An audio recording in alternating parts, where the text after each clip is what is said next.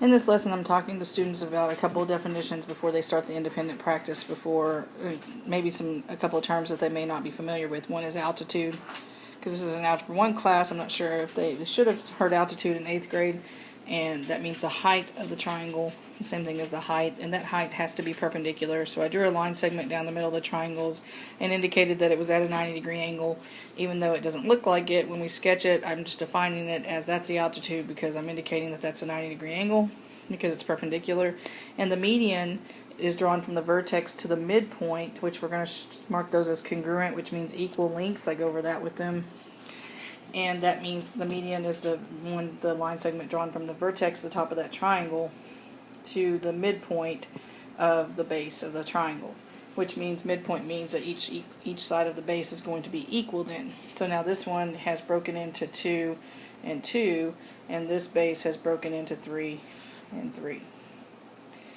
And when you do that, you have to find the height of that triangle, so you can use Pythagorean theorem to find the height of that triangle, and because now you form two right triangles. So that's going to be, on the first one, it's going to be 2 squared for the base plus the height that's missing, I'm going to call b, squared equals 6 squared in the first example.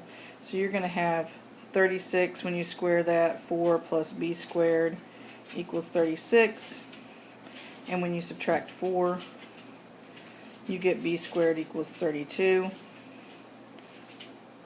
And again, you can give an example, you have to take the square root of that, and so b, or the height of that triangle, is going to be equal to square root of 32. And if I ask you to give an exact answer, then you would have, remember that's 5 2's being multiplied, or you can break it down for them if they can't remember.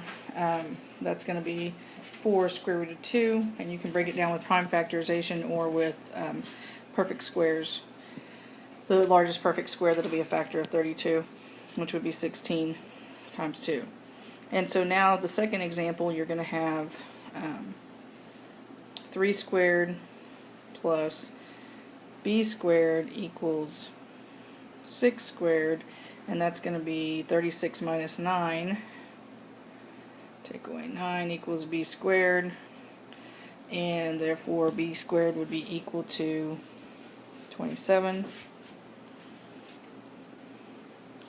And when you take the square root of that, 9 times 3 is 27, so the square root of 9 is 3, and then you would have a 3 left underneath.